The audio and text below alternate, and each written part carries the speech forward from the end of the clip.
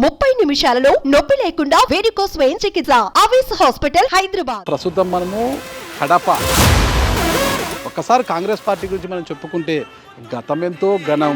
నిన్ను నీవే జయించిరార రాజశేఖర అంటున్నది. గత ఘనకీర్తిని అందిపుచ్చుకోవడానికి వైఎస్ఆర్ తనయ షర్మిలమ్మ అందుకుంది కాంగ్రెస్ జెండా, దాచుకుంటాము నిన్ను మా గుండెల నిండా. మళ్ళా మాకు పెద్ద ఆయన కనిపిస్తున్నారు, మహానేత. నమస్తే చెల్లమ్మా, నమస్తే అక్కయ్య, నమస్తే బాబు, నమస్తే నమస్తే నమస్తే. ఏదో ఒక రోజు Congress is going to bounce back. YS Jaganmohan Reddy గారు ఉన్నారు కదా, జగన్మోహన్ రెడ్డి గారు ముఖ్యమంత్రిగా ఉండి కూడా మరి అక్కడ ఏమీ చేయలేని షర్మిలా గారు ఇక్కడేం చేస్తారు కాంగ్రెస్ పగ్గాలు పట్టుకొని అని అంటున్నారు. ఒకవేళ మేము గనక అక్కడ పోటీకి నిలబడి ఉంటే కాంగ్రెస్ పార్టీ ఈరోజు అధికారంలో ఉండుండేది కాదు. కేసీఆర్ గారు మీతో రాయబారం కూడా నడిపారు అంటారు కదా, ఎందుకు ఆ పని చేయలేకపోయారు మీరు? రాజశేఖర రెడ్డి గారి బిడ్డకి ఇంత అవసరం వచ్చిందా? ఈ అవమానాలు భరించాలా? ప్రత్యేక హోదా కోసం కొట్లాడే గొంతు కూడా లేకపోయింది ఈరోజు.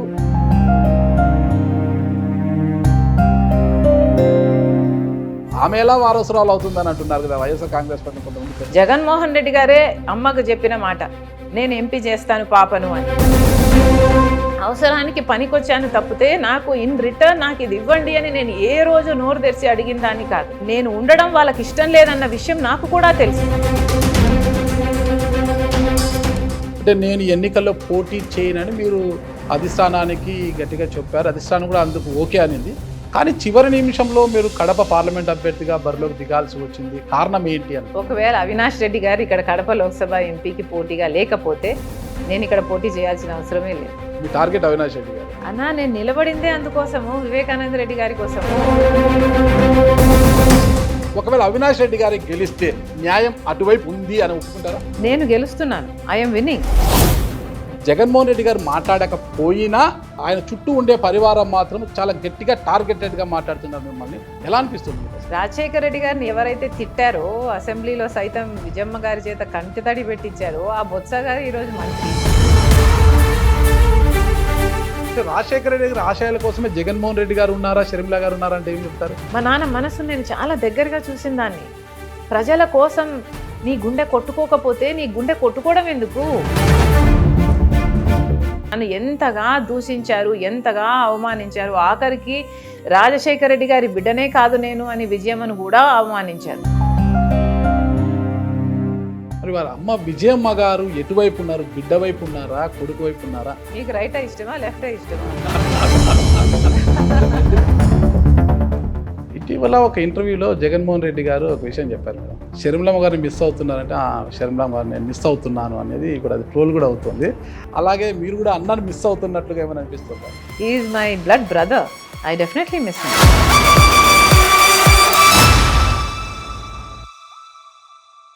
Hello, welcome to Suman TV. ప్రస్తుతం మనము కడప జిల్లా, ఉమ్మడి కడప జిల్లా కాంగ్రెస్ పార్టీ కార్యాలయంలో మనం ఉన్నాం కదా. ఇక్కడ చూడొచ్చు వైఎస్ఆర్ నాటి దివంగత ముఖ్యమంత్రి వైఎస్ఆర్ యొక్క విగ్రహం. ఆ విగ్రహం పక్కనే వైఎస్ఆర్ గారి గారాల పట్టి ఆయన తనయ వైఎస్ షర్మిలా గారి యొక్క ఫ్లెక్సీలు కూడా ఉంది. ఒక్కసారి కాంగ్రెస్ పార్టీ గురించి మనం చెప్పుకుంటే గతమెంతో ఘనం, వర్తమానం ఒడిదుడుకుల పైన మనం చెప్పుకోవచ్చు. అయితే గత ఘనకీర్తిని అందిపుచ్చుకోవడానికి వైఎస్ఆర్ తనయ షర్మిలా గారు నడుం బిగించి ముందుకు సాగారు. ఏపీసీసీ అధ్యక్షురాలుగా బాధ్యతలు చేపట్టి ముందుకు కదిలిన ఆమె పయనములో ఎలాంటి ఒడిదుడుకులు ఉన్నాయి, ఎలాంటి తీరుతెన్నులు, వీటన్నిటిని గురించి కూడా వైఎస్ షర్మిలా గారితో మనం అడిగి తెలుసుకుంటాం. ప్రస్తుతము ఇదే డిసిసి కార్యాలయంలో షర్మిలా గారు ఉన్నారు. ఒక్క విషయం చెప్పాలి ఇక్కడ మనకు, ఇంతవరకు ఏంటంటే ఏపీసీసీ అధ్యక్షురాలుగా బాధ్యతలు చేపట్టినప్పటి నుంచి వైఎస్ షర్మిలా గారు ఒక్క తెలుగు ఛానల్కి కూడా ఇంటర్వ్యూ ఇవ్వలేదు, పైగా యూట్యూబ్ ఛానళ్ళకి అస్సలు ఇవ్వలేదు. అయితే మొట్టమొదటిసారిగా సుమన్ టీవీకి అవకాశం వచ్చింది. ఈ ఇంటర్వ్యూలో అంతే మొత్తం ఆమె తీరుతెన్నుల గురించి కూడా ఇంటర్వ్యూ ద్వారా తెలుసుకుంటాం. ఇప్పుడే ప్రచారాలు ముగించుకొని వైఎస్ షర్మిలా గారు కూడా డిసిసి కార్యాలయానికి వచ్చారు. చూస్తున్నాం కదా, మొత్తం కూడా వాళ్ళ కాన్వాయ్ అంతా వస్తుంది. లోపలికి వెళ్ళిన తర్వాత షర్మిలమ్మ గారితో అడిగి ఈ ప్రయాణంలో ఉన్న తీరుతెన్నుల గురించి ఆమెను అడిగి తెలుసుకుంటాం. ఒక్కసారి లోపలికి వెళ్దాం రండి.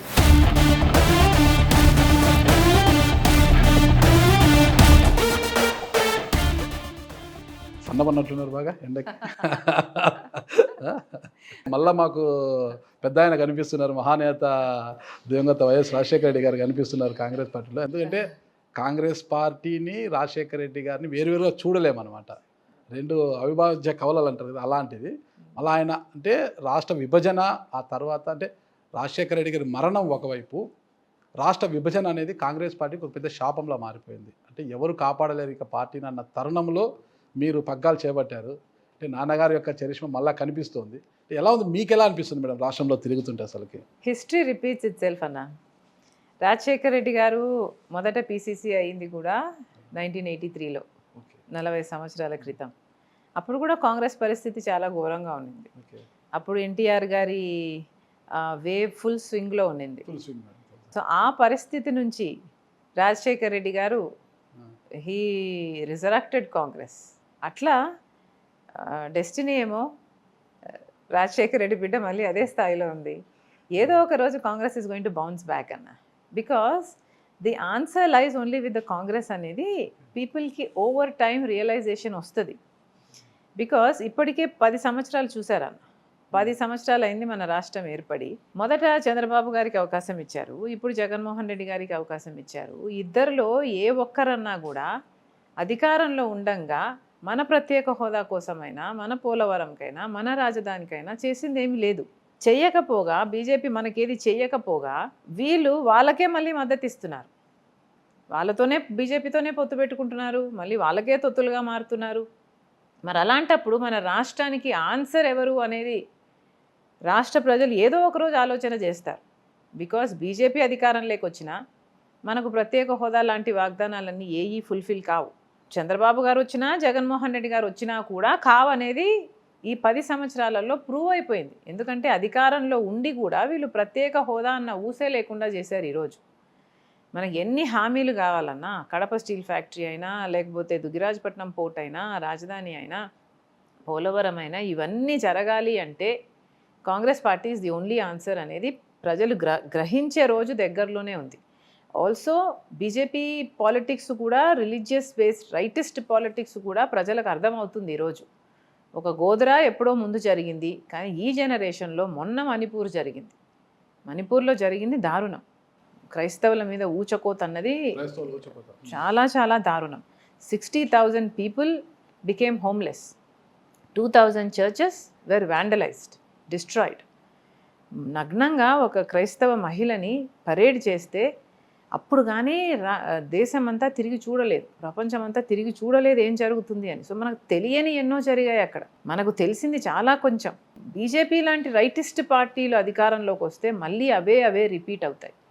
I'm sure people are going to see డొల్లతనం చూస్తారు, బీజేపీ డొల్లతనం చూస్తారని నాకు సంపూర్ణ విశ్వాసం ఉంది. మీరు అంటున్నారు బీజేపీ లాంటి పార్టీ మళ్ళీ అధికారంలోకి వస్తే పరిస్థితి ఇలా ఉంటుందని. కానీ బీజేపీ మొన్న నరేంద్ర మోడీ గారు ఒక ఇంటర్వ్యూలో అన్నారు కదా, కనీసం మ్యాజిక్ ఫిగర్కి అవసరమైన స్థానాల్లో కూడా ఏ పార్టీ పోటీ చేయడం లేదు, వీళ్ళ ప్రభుత్వంలోకి వచ్చేది, వీళ్ళ అధికారాన్ని చేపట్టేదని ఆయన అన్నారు కదా. అహంకారంతో కూడిన మాటలన్నా. అధికారము అహంకారానికి దారి తీస్తుంది. ఒక బీజేపీ తప్పితే ఎవరైనా మ్యాజిక్ ఫిగర్ లో 272 స్థానాల్లో పోటీ చేస్తున్నారా? వీళ్ళేది మాట్లాడేది అంటున్నారు. చూద్దాం కదా, భారతదేశం ఈయనకేమి పర్మనెంట్ గా ఎవడు రాసి ఇవ్వలేదు. సుమన్ టీవీలో మీ పర్సనల్ అండ్ బిజినెస్ ప్రమోషన్స్ కోసం కింది నెంబర్ కి కాంటాక్ట్ చేయండి.